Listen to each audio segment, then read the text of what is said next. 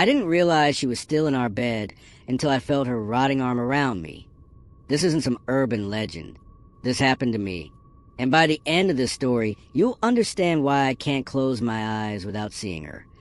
Before we begin, where are you watching from? Drop a comment below. Because trust me, you'll want to know you're not alone after this. Her name was Danae. My wife, my best friend. The woman who laughed at my stupid jokes and left coffee stains on the counter because she always got distracted before finishing her cup. The one who used to steal the blankets and then pretend she didn't. And then, just like that, she was gone. No dramatic last words. No slow fade. Just a phone call. The kind that splits your life into before and after. A car accident. Rain on the road. A truck that didn't stop. I identified her body at the hospital. The same hospital where I worked security. I'd walked those halls 1,000 times. Nodded at the nurses, joke of the night shift guys. But that night, the fluorescent lights buzzed too loud. The smell of antiseptic made my stomach twist. And when they pulled back the sheet, God, I won't describe what I saw. You don't need to know. I wish I didn't. After that, sleep became a war. When I closed my eyes, I saw her, not the way she was in life, but broken, silent, wrong. So I stopped closing them. I drank instead. Cheap whiskey, the kind that burns your throat and makes your thoughts fuzzy at the edges. It didn't fix anything, but for a few hours, it made the memories blur. Then came the night. I felt her in bed with me again. I woke up freezing. The room was dark, the kind of dark that feels thick, like it's pressing down on you. And I realized something was behind me. Close. Too close. I knew that shape, the curve of her body against mine, the way her arm always draped over my side, her fingers curled just above my hip. But Danae was dead. I lay there, heart slamming against my ribs, breath trapped in my throat. I wanted to turn around, to prove it was nothing, just my mind playing tricks. But I couldn't move. And then I felt it. Fingers. Cold. Stiff. Squeezing. I screamed. I threw myself off the bed, scrambled back until my shoulders hit the wall. The room was empty. The sheets were flat, but my skin still prickled with the memory of that touch. I didn't sleep again that night. I went to work early, desperate for the noise, the people, the normalcy of it all. But the hospital wasn't safe anymore. Down in the morgue, I kept hearing things. A whisper, just loud enough to make me turn. A shadow that moved when no one was there. Once, I swear I heard her say my name, soft, wet, like her lips were pressed against my ear. Tony noticed. Of course he did. "Jake," he said, frowning, "you look like hell." I laughed. It sounded wrong. Bad dreams, I told him. But we both knew it was more than that. Then came the smell. I walked into our apartment after my shift, and it hit me like a punch. Sweet, thick, rotting. I gagged. My hands shook as I pushed open the bedroom door. And there she was. Danae. Not a ghost. Not a hallucination. Her body. Pale. Swollen. Real. The sheets were tangled around her like she'd been moving. Like she'd been waiting. I fell to my knees. Because I remembered. The night they told me she was gone. The way I carried her home in my arms, whispering, "Just sleep, baby. Just sleep." The days that blurred together, the whiskey, the denial. I never called the police. Never buried her. I just couldn't let go. And now she wouldn't let go of me. So tell me, have you ever woken up in the dark and felt something that shouldn't be there? Let me know in the comments. And if you ever smell something sweet and rotting in your own home, don't ignore it. The whiskey wasn't working anymore. That was the first thing I noticed that night. I'd drunk enough to put down a horse. 3 fingers of cheap bourbon, gulped straight from the bottle. But my hands still shook. The bedroom air felt thick, like I was breathing through wet cloth. I collapsed onto the mattress face first, too tired to even pull the sheets up. The last thing I remember thinking was, maybe tonight I'll actually sleep. Maybe tonight I won't dream about her. I was wrong. Somewhere in the blackest part of the night, I woke up freezing. Not the kind of chill you get from a drafty window. This was deep cold. The kind that starts in your bones and works its way out. My teeth chattered. So hard I thought they might crack. That's when I felt it. The weight behind me. Not just a mattress dipping. Something solid pressing against my back. The shape was unmistakable.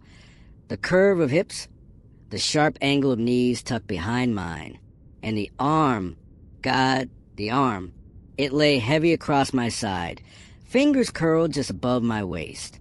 Exactly how Danae used to hold me. My breath came in shallow gasps. Every muscle in my body locked tight. I told myself it was a dream, a nightmare, some cruel trick my grieving mind was playing. But I could feel the cold radiating off it. Smell that faint, familiar lavender shampoo she always used, now mixed with something else. Something damp and earthy. The fingers twitched. I nearly screamed. My heart hammered. So hard I could feel it in my throat. Slowly, so slowly, those icy fingers began to move, tracing circles on my stomach, the way she used to when she couldn't sleep. That's when I knew. This wasn't my imagination. This wasn't grief playing tricks. Danae was in bed with me. And then, just when I thought I might pass out from terror, the arm squeezed. Not hard. Not like it wanted to hurt me. Like it wanted to say, I'm here. I'm not letting go. The scream finally tore out of me. I thrashed sideways, tumbling on the floor in a tangle of limbs and sweat-damp sheets. My elbow cracked against the nightstand. The pain barely registered. The bed was empty. No indentation in the mattress. No lingering cold spot. Just rumpled sheets and my own panic breathing. I sat there on the floor for hours, back pressed against the wall, staring at that empty bed, waiting, watching. The sun was coming up when I finally moved. My joints creaked like an old man's as I dragged myself to my feet. I didn't bother showering, didn't change my clothes, just grabbed my keys and ran for the door. Because here's the thing about ghosts, they don't just haunt places, they haunt you. And no matter how far I drove, how many lights I left on, how many people I surrounded myself with at work, she was coming home with me tonight. Now tell me this. When you wake up tonight and feel that cold spot in your bed, will you be brave enough to turn around? Or will you lie perfectly still, praying to whatever gods will listen that whatever's behind you doesn't breathe? The hospital should have been safe. That's what I told myself as I sped through empty streets, the rising sun painting everything in sickly yellow light. Hospitals were my territory. I'd walked those halls for years, knew every flickering light fixture, every squeaky floor tile. If anywhere could ground me in reality, it was there. I clocked in 2 hours early. The night shift nurses gave me strange looks as I paced the reception area, my uniform wrinkled, my eyes wild. One of them, Maria, sweet woman, always brought homemade cookies, asked if I needed to sit down. I laughed. It came out too loud, too sharp. I'm fine. I lied, just eager to work. The morgue was in the basement. I never used to mind going down there. Part of the job, checking the doors, making sure everything was secure. But that morning, the elevator ride down felt like descending into a tomb. The air grew colder with each floor. By the time the doors opened, I could see my breath. That's when I heard it. Jaya Hake. A whisper. So quiet I almost missed it. But I knew that voice. Knew the way it curled around my name like a secret. Danae's voice. Coming from behind the stainless steel doors of the morgue. My key card slipped from trembling fingers.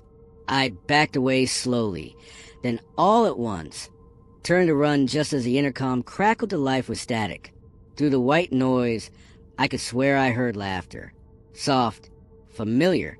Tony caught me in the break room, guzzling coffee like it could burn the memories away. Jesus, man, he said, blocking the door. You look like death warmed over. I wiped my mouth with a shaky hand. Bad dreams. I muttered. Tony didn't buy it. He'd known me too long. It's Danae, isn't it? He asked, softer now. You're still seeing her? I wanted to tell him. Wanted to scream that it wasn't just seeing her. It was feeling her, hearing her, smelling her perfume in places it shouldn't be. That every time I closed my eyes, I saw her broken body in that hospital bed. But when I opened them, I saw her standing in doorways, sitting in my car, lying beside me at night. Instead, I just nodded. Tony sighed and clapped my shoulder. You should go home. Get some real rest. That's when I started laughing. Really laughing. Until tears streamed down my face and nurses poked their heads in to see what was wrong. Because home was where she was waiting. And rest? There would be no rest. Not while she was still lying in our bed. Not while I could still hear her whispering my name from behind more doors. Not while Parmi, the worst part, the part that still loved her, wanted to open those doors and let her in. Tell me something. When you're alone in your house tonight, and you hear a whisper you can't quite make out, will you ignore it? Or will you do what I did? Will you answer? The key wouldn't turn at first. I stood there at my own damn front door, jamming the key into the lock like it had personally wronged me.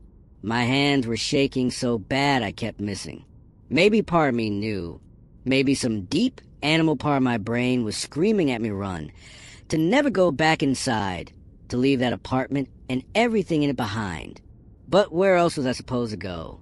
When the lock finally clicked, the door swung open too easily, like someone had been waiting on the other side.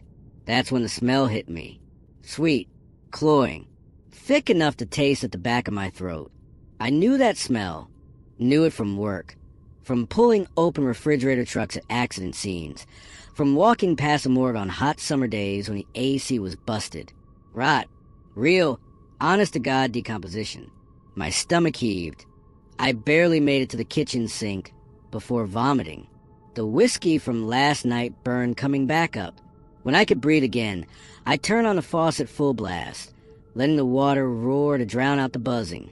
The flies. There were flies now. They clustered around the bedroom door, which stood slightly ajar, just a sliver of darkness visible. I hadn't left it open. I never left it open. Hello? My voice came out cracked and small. No answer. Just the flies. Just the smell. I moved like I was underwater. Each step took forever. The carpet felt sticky under my shoes. When I pushed the door open, the smell got worse.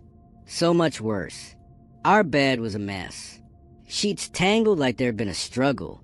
And there, half fallen off the mattress, one arm dangling toward the floor. Danae. Not the Danae from my dreams. Not some ghost or shadow. My wife. Her skin had gone gray and waxy. Her beautiful hair was matted with something dark. That arm, the one that had been holding me just nights before, now hung limp, fingers brushing the carpet. That's when I remembered, really remembered, the hospital, identifying her body, the way I'd screamed when they tried to take her away, the way I'd waited until everyone left, until the graveyard shift was distracted, until I could wheel her out wrapped in a sheet like some macabre laundry. I'd brought her home. I'd put her to bed. I'd kissed her cold forehead and whispered, "Just sleep, baby." And then I'd forgotten. Not really forgotten. Just let my mind build a new truth where she'd been buried, where there'd been a funeral, where I was just a grieving widower haunted by memories. But the real truth was right in front of me. The truth was crawling with flies. The truth smelled like death. And the worst part, the absolute worst part, when I sank to my knees beside that bed, when the sobs finally tore out of me, when I reached for her hand, her fingers closed around mine, not stiff with rigor mortis, not limp with death, squeezing, like she'd been waiting for me to remember, like she'd never let me forget again. So tell me this, when you lie awake tonight, listening to the creaks of your house, the sighs of the pipes, the whispers you can almost but not quite hear, how sure are you about what's real? How sure are you about what's waiting in the dark? The police report said I was found curled up on the bathroom floor. Apparently, I'd been screaming loud enough for the neighbors to hear through the walls. By the time they broke down the door, I was barely coherent, babbling about flies and cold hands and how I just wanted her to stop whispering my name. They sedated me at the hospital. The doctors call it a psychotic break.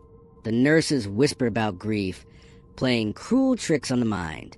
My co-workers avoided my eyes when they came to visit, like they might catch whatever madness had taken root in me. Tony was the only one who looked at me with something like understanding.